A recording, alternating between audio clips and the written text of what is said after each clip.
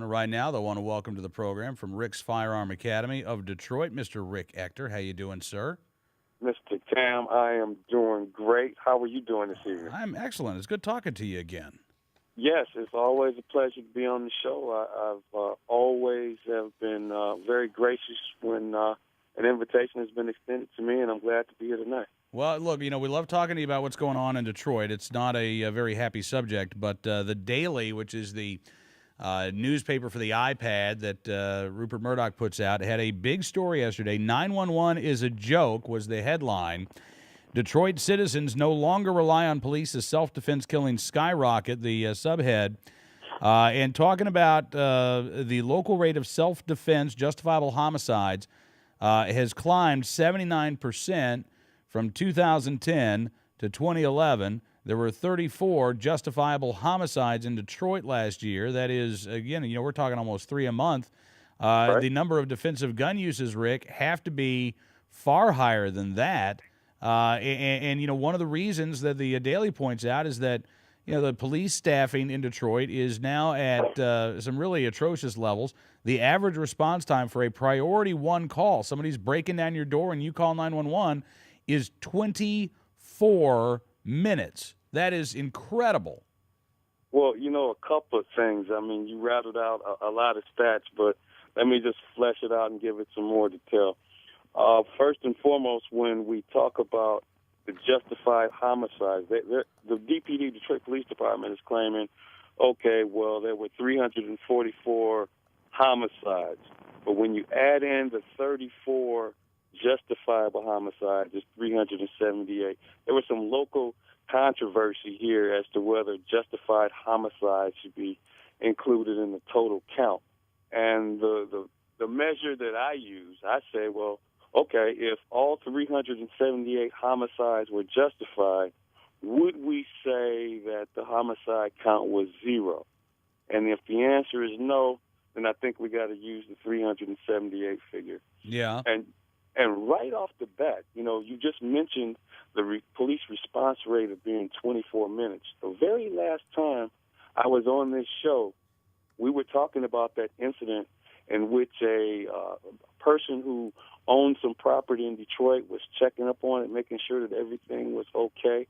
And this was a story in which this guy pulled 2 guns and held 2 invaders at bay for 90 minutes, and the police failed to respond. So that 24-minute average response time, it's questionable, because even we discussed that on the air the last time I was on the show.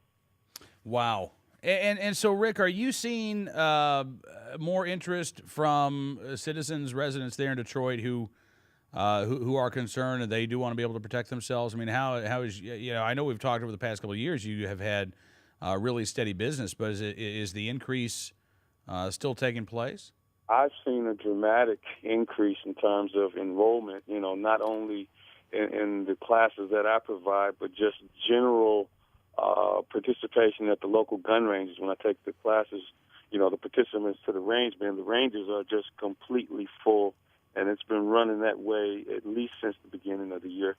I mean, it's a good thing to see on the one hand, because it says to me that citizens are now willing to take on more responsibility for their safety. They realize that the police aren't everywhere, can't be everywhere, and they're rolling out these crazy programs, like one that they're officially starting tomorrow. They're rolling out this concept of virtual police precincts, where they're not even going to be open to the public after 4 o'clock. After 4 o'clock, you as a citizen can't go into a police station. You're to pick up one of these phones and be directed to a virtual police officer who's going to resolve your non-emergency for you over the phone, which is totally hilarious. As a firearms instructor, personal protection guy, I tell my students, hey, if you're involved in a life-threatening situation, someone's trying to carjack you, trying to follow you, dial 911 and go to the police station. Mm-hmm. Now I don't even know what to tell them now. Well, yeah. I mean, if you've got these precincts closing at 4 o'clock in the afternoon, what's the advice from law enforcement in Detroit? Have you talked to anybody, Rick? You know what? We haven't gotten a response on that. But you know what? We don't get a lot of responses from the police on a lot of things. I remember one time, the last time I was talking to you, I was telling you that back in late November, that 16 police officers in the Northeast District walked off the job because there were rumors that there was going to be 10% pay cuts to balance our budget. Well, still haven't heard what they've done with these officers as far as discipline. So I'm not going to be holding my breath in terms of waiting for Detroit police to get back to us and tell us, what they're going to do about anything. Right, right. Some of the quotes in the Daily story, there was a quote from a 73-year-old woman named Julia Brown. She says that the last time she called the police, they didn't even show up until the next day, and that's when she became a right-to-carry holder. And she said she's prepared to use her firearm against the young thugs who have taken over her neighborhood, burglarizing entire blocks, shooting at each other at will, and terrorizing the elderly with impunity. She says, quote, "I don't intend to be one of their victims. I'm planning on taking one out." While I admire Julia Brown's courage and her pluck, it's I got to tell you, it's really sad, Rick, that this 73-year-old woman is living in a neighborhood that has been, in essence, taken over by the bad guys, and she is far from the only one. Is it hard for people who don't live in Detroit to understand what's going on in Detroit?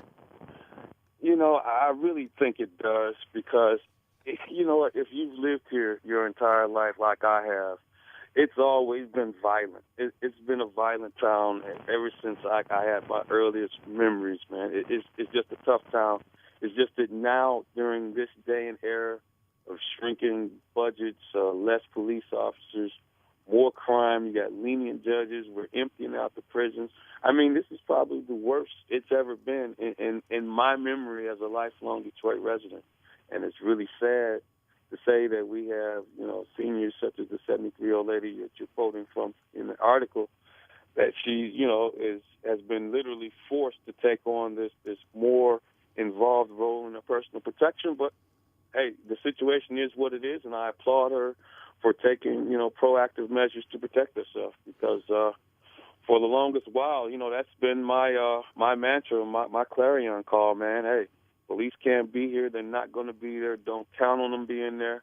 It's a firearm is a tool of last resort, and if you absolutely positively need it, have it and use it to survive until they get there, whenever they do.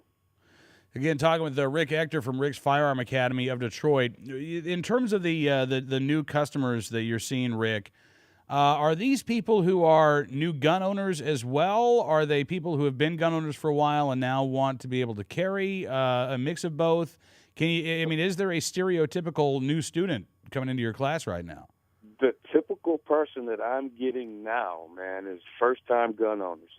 Totally green, never seen a firearm before. Were really wrestling with the decision as to whether they even could picture themselves as a firearm owner. And in some cases, some of them are just absolutely terrified of them. And then when they come into the class, and then they're slowly indoctrinated in terms of the fact that it's just a mere tool and that there's some fundamental rules.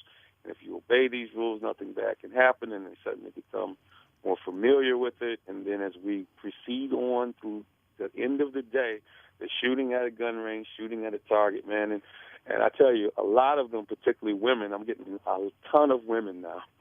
A lot of women are like, wow, I am just really surprised that this thing isn't nowhere near, this experience was nowhere near as bad as I thought it was. What in the world stopped me from doing this sooner? Really? Really. Wow. And there's got to be a spillover effect. If you're talking about first-time gun owners, these are people who are talking to their friends, their coworkers, family, many of whom I'm guessing are also non-gun owners, and they're going to be talking about their experience, which I think it has to have some sort of ripple effect.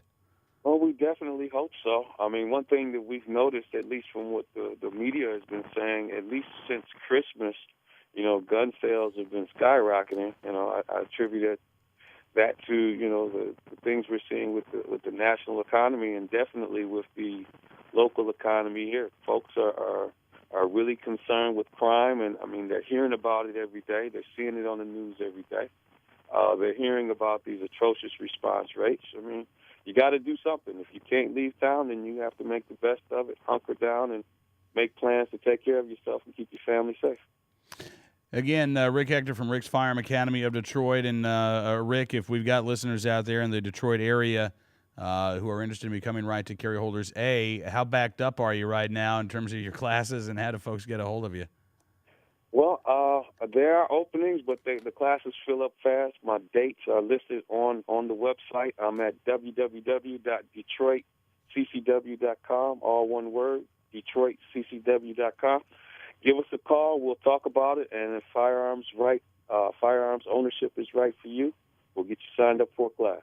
All right. Listen, Rick, glad you could be with us on the program tonight, sir. Be safe, and we'll talk to you again soon. Oh, yeah, I'm definitely going to be safe. I'm going to be here for the next time I get to be on the show.